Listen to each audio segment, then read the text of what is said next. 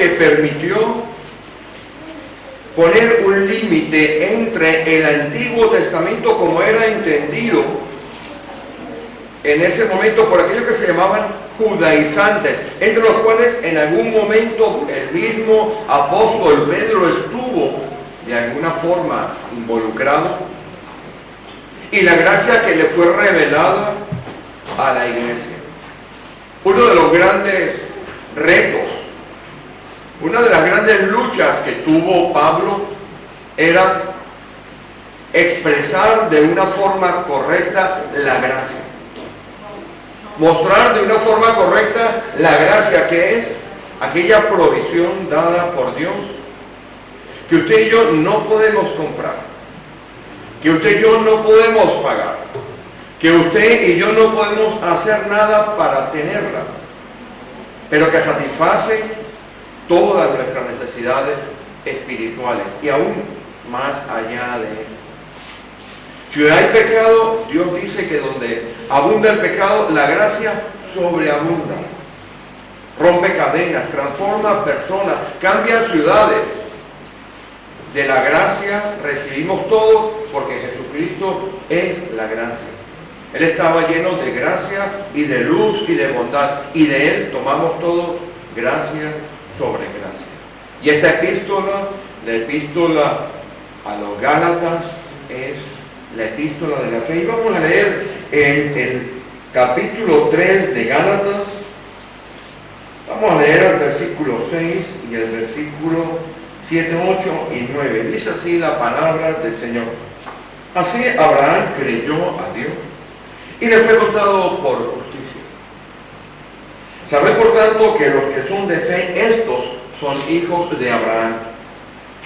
Y la Escritura, previendo que Dios había de justificar por la fe a los gentiles, dio de antemano la buena nueva a Abraham, diciendo: en ti serán benditas todas las naciones. De modo que los de la fe son bendecidos con el creyente Abraham. Oremos. Bendito Dios. Qué privilegio poder hablar de la gracia libertadora, de la gracia que quita sobre nosotros cosas que el Antiguo Testamento había colocado en la vida de los creyentes, y nosotros aún más que somos gentiles, que no pertenecemos al pueblo escogido tuyo, Señor. Tú, Padre de toda misericordia, te has agradado y nos has llamado al reino de tu Hijo Jesucristo. Pedimos que las meditaciones de nuestro corazón y los dichos de nuestra boca sean agradables a ti, en el nombre de Jesús. Amén. Puede sentarse, hermanos. Así como para Pablo era un gran inconveniente el judaísmo que se mete en las congregaciones, para este servidor que habla aquí también, ha tenido una lucha desde hace muchos años tratando de que todas las personas que puedan leer la Escritura puedan entender la diferencia que hay entre el antiguo pacto y el nuevo pacto.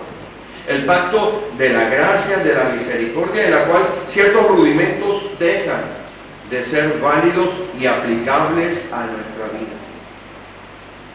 Y esto es inmensamente importante porque sé que desde hace unos días venimos predicando algunas cosas que probablemente a algunos de nosotros les pueda parecer chocantes, pero están en la Escritura, y a la Escritura nos debemos. Y hoy quiero hablar de la bendición.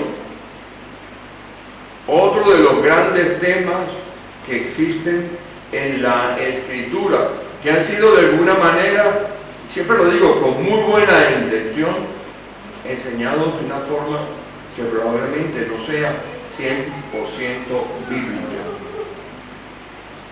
Voy a empezar contando una ilustración. ¿Quieres poner este lado?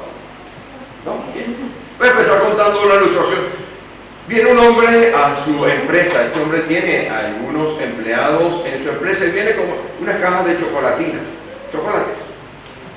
Y llama a cada uno de sus 5 empleados, y a cada uno de sus 5 empleados le da una caja de chocolate y le dice: por favor, véndalo en sus amistades, en su círculo de amigos. Porque esto es para el viaje de final de curso de mi hija. Los 5 empleados cogen cada uno la pequeña caja de chocolatinas, se van, pero uno de ellos deja las chocolatinas, la pequeña caja, la deja en su mesa. Al cabo del tercero o cuarto día, el hombre llama al empleado y le pregunta que por qué no ha ido a vender la caja de chocolatinas, y el empleado le dice que él no es vendedor, que él él no quiere aceptar eso. Y el hombre le dice, el dueño de la empresa le dice, estoy en un problema. Porque yo me he comprometido, y soy un hombre de palabra, me he comprometido que el 100% de mis empleados, y así se lo he dicho a la junta escolar, el 100% de los empleados de la empresa van a ir a vender esto. Entonces tengo una gran disyuntiva. O usted lo vende, o no llego al 100%. No, yo no lo voy a vender. Yo no quiero saber nada de vender chocolates. Bueno, pues no me queda otro remedio que para llegar al 100% de los empleados, porque si son 5 empleados y usted no está vendiendo, es el 80%, yo tengo que cumplir mi palabra, por ende lo voy a despedir. Porque así si yo lo despido, los 4 empleados que van a vender son el 100%.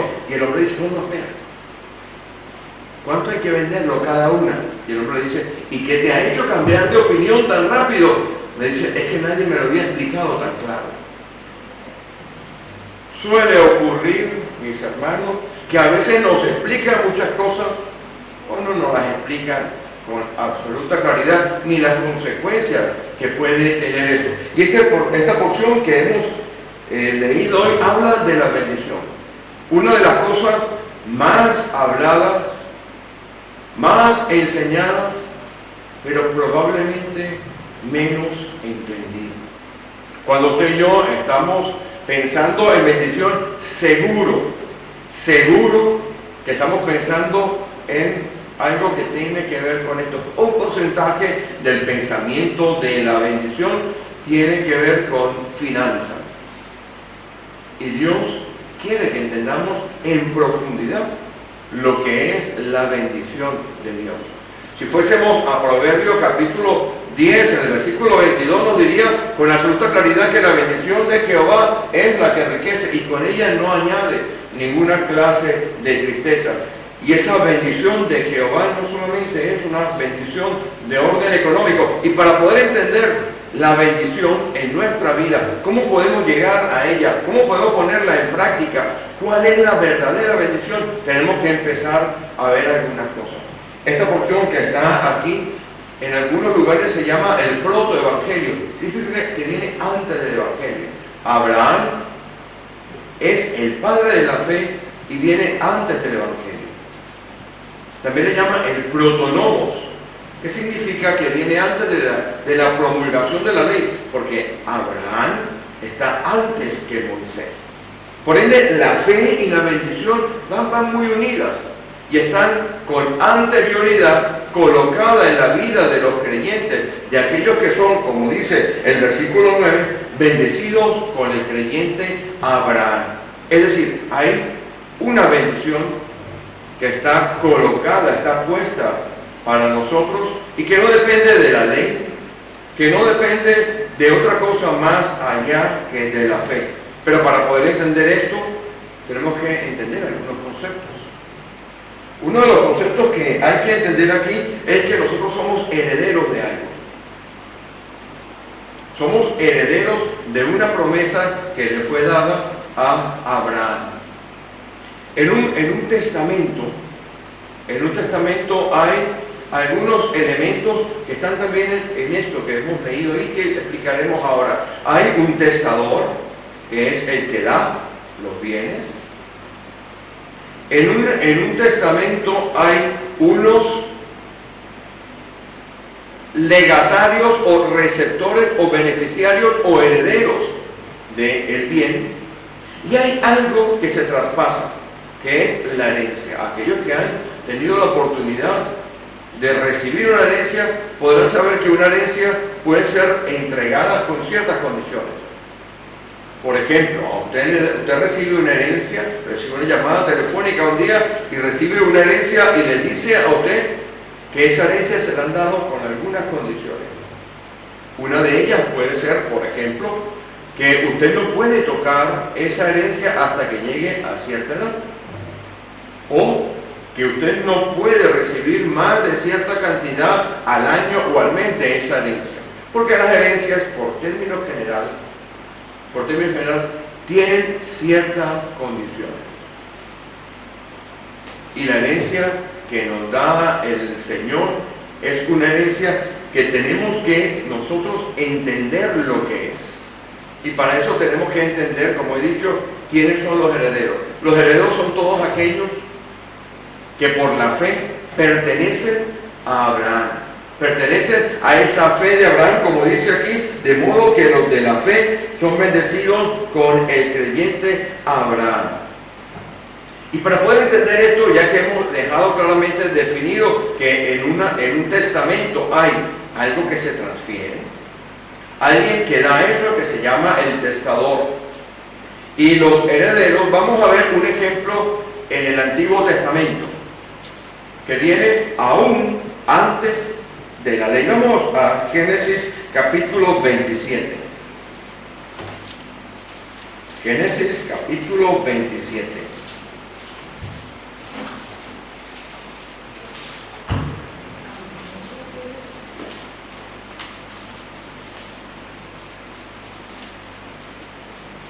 Vamos a leer un solo versículo, el versículo 34 del capítulo 27. El versículo 34 del capítulo 27 habla de un joven llamado Esaú. Esaú es hijo de Rebeca y de Isaac. Abraham, el padre de la fe. Después viene, en este caso, Rebeca e Isaac. Y Rebeca tiene dos hijos, Isaac y Esaú.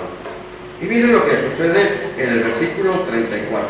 Cuando Esaú oyó la palabra de su padre, clamó con una muy grande y muy amarga exclamación y le dijo: bendíceme a mí también, padre mío. Y él dijo: vino tu hermano con engaño y tomó tu bendición. La herencia nuestra es la bendición. Esta historia habla de un padre que está ya muy viejo de edad. Para los que no la han leído, la voy a contar muy rápidamente. Un padre que está muy viejo de edad, cuyos ojos se están oscureciendo, es decir, está ya quedándose ciego, y decide que tiene que dar la bendición a su hijo. Y tenía un hijo mayor que era Esaú. Y este joven, Esaú, era muy buen cazador. Y el padre le dice, estos son los primeros versículos del capítulo 27, el padre le dice: ve, anda, búscate algo allí, una cacería o un conejo, lo que sea, no sé, lo que iba a cazar, y me preparas aquel guiso que a mí me gusta un montón. Este se va. Y cuando se va, Rebeca, la madre de Esaú, aprovecha, disfraza a su hijo Jacob y le mete para que el padre coma de un guiso que él había preparado. Y cuando este joven se acerca al padre, el padre, que estaba un poco dudoso porque había pasado muy poco, menos de una hora probablemente, entre ir, conseguir la cacería y venir con el plato preparado, le dice: la voz tuya es la voz de tu hermano, pero tus manos, la voz tuya es la voz de tu hermano, pero las manos son tuyas, las manos son de Esaú. Le habían vestido, le habían disfrazado. Y con todo, el padre se acerca y lo huele, lo olfatea. Y olfateó el olor de Esaú y produjo una oración que es una bendición. Y cuando se entera Esaú, como hemos leído, de la bendición, clama por la bendición. ¿Pero por qué clama por la bendición? Porque la bendición contiene el diseño futuro de la vida de cada uno de nosotros, como contenía el diseño futuro de la vida de Esaú. En la bendición, veremos ahora, viene el diseño de lo que es la herencia de Dios para nosotros. Vayan conmigo allí mismo en el 27, el versículo 27. Antes de leerlo quiero explicar una cosa. Esaú no había tenido en el lugar correcto la bendición ni la primogenitura. La había vendido por un puñado, por un guiso de comida, por un impulso del cuerpo, por un ataque de hambre, menospreció la primogenitura y se la vendió a su hermano. Eso está en el capítulo 25 de Génesis. En ese capítulo 25, él dice, ¿para qué me sirve la primogenitura? Si me voy a morir de hambre, ¿para qué me sirve? La bendición es algo inmensamente importante. Después la procuró con lágrimas y no la pudo tener. Y miren lo que contiene la bendición. Vamos a leer el versículo 27. Aquí está el diseño de Dios en la vida del receptor de la bendición. Y usted y yo, mis hermanos, nosotros nos situamos, como suele utilizar, en el lado correcto de la Escritura. Le puedo asegurar que el diseño de su futuro está allí. Miren lo que tiene este diseño. Versículo 27. Vamos a ver la parte que dice, mira el olor de mi hijo, como el olor del campo que Jehová ha bendecido. Dios pues te dé el rocío del cielo y de las grosuras de la tierra, y abundancia de trigo y de mosto. Aquí está la primera parte de la bendición. Es que aquí está el rocío del cielo, la lluvia, lo que permitía que existiesen cosechas, lo que podríamos hablar que son las promesas de Dios para la manutención de todo aquel que ha entregado su vida a Dios. Estaba la grosura de la tierra, estaba todo aquello que mantenía a las ovejas, a las cabras, al ganado, a los animales que tuvieran. La bendición de Jehová es la que enriquece y no añade tristeza con ella. Estaba no solamente la manutención de esto, sino la provisión del agua, del rocío necesaria para que los cultivos creciesen. Miren todo lo que hay en la bendición. No solamente afirma la bendición, afirma que seremos provistos de lo que nosotros necesitamos en nuestra vida, sino que de manera adicional hay algo más en esta bendición, que es, como he dicho, el diseño del futuro de aquellos que reciben la bendición. Sirvan de pueblos y naciones, se inclinen a ti, sé Señor de tus hermanos. Está el señorío que podemos nosotros ejercer en la vida a través del señorío de Jesucristo. No solamente hemos visto aquí que tiene la provisión material, sino que ahora va algo adicional, es el señorío, la autoridad que podemos tener nosotros. La autoridad para ejercer dominio y para reclamar lo que a nosotros nos corresponde, para que las otras personas que no conocen al Señor puedan venir y conocer al Señor. Pero no solamente se queda ahí esta bendición, esto que va mucho más allá de lo que por regla general hemos aprendido que es la bendición, porque nos quedamos un poco en esa idea aún neotestamentaria, veterotestamentaria, Antiguo Testamento, de que la bendición es única y exclusivamente, y podríamos decir con mucha responsabilidad, católica, única y exclusivamente monetaria. Tienen otras esferas. Ahora miren la tercera parte de la bendición. Malditos los que te maldijeren y benditos los que te bendijeren. Tienen la capacidad sobrenatural relacionada con bendecir y con maldecir. Por eso era que Esaú requería la bendición. Por eso era que Esaú con lágrimas preguntaba, ¿no queda algo de esa bendición para mí? Y ese diseño, si volvemos otra vez a Gálatas, veremos, ese diseño del futuro está al alcance de nosotros. Esa provisión, ese señorío, esa capacidad espiritual, Dios la ha colocado al alcance de los creyentes. Pero esto es una herencia que tiene condiciones. Esto es una herencia como cuando recibes la herencia y le dicen al hijo, oye, no vas a tocar ni un solo céntimo hasta tanto no te gradúes de la universidad. O si tus notas bajan, la puntuación de tus notas, no vas a poder obtener ese dinero. Pero ¿qué es lo que hemos leído durante mucho tiempo? Que tenemos que declarar algo que si no está declarado y no está en nuestra vida alineada con lo que Dios quiere, no lo vamos a recibir por más cosas que hagamos, por más declaraciones que hagamos. El único que puede declarar es Dios. El único que puede atar y desatar es Dios. Hoy hablaba en Calahorra y prácticamente lloraba. Después de que hablaba con los hermanos, ¿cómo es posible que una iglesia que se dice, o unos cristianos que se dicen cristianos evangélicos, no conozcan la Escritura y no sepan separar lo que es del Antiguo Testamento, que ha quedado invalidado por la figura de Jesucristo, que ha cumplido la ley, y no podamos entender lo que pertenece al Nuevo Testamento? Nosotros somos de la gracia, nosotros somos del Antiguo Pacto. En el Antiguo Pacto hay cosas de las cuales tenemos que aprender, pero hay que leer Hebreos para entender que vivimos en una gracia redentora, caminando en una nueva dimensión espiritual, en que tenemos que dejar atrás los rudimentos para poder acceder, poniendo nuestra vida en orden con Dios, poder acceder a todas las bendiciones que tiene Dios.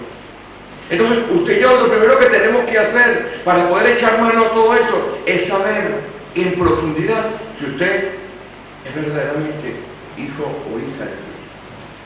Y la única manera de saberlo es como dice Romanos capítulo 8, versículos 16 y 17. Dice que el Espíritu de Dios da testimonio a nuestro espíritu que somos hijos o hijas de Dios, porque clamamos Abba, Padre, lo que significa que nuestra relación con Dios está absolutamente abierta. No necesitamos accesorios, no necesitamos ritos, no necesitamos nada para poder entrar a la presencia del Padre. Y dice la Escritura en Hebreos capítulo 4 que cuando nos ponemos en el trono de la gracia, el trono de la gracia, obtendremos el socorro oportuno. Si usted, como dice Romanos capítulo 8, es hijo o es hija, por ende es heredero.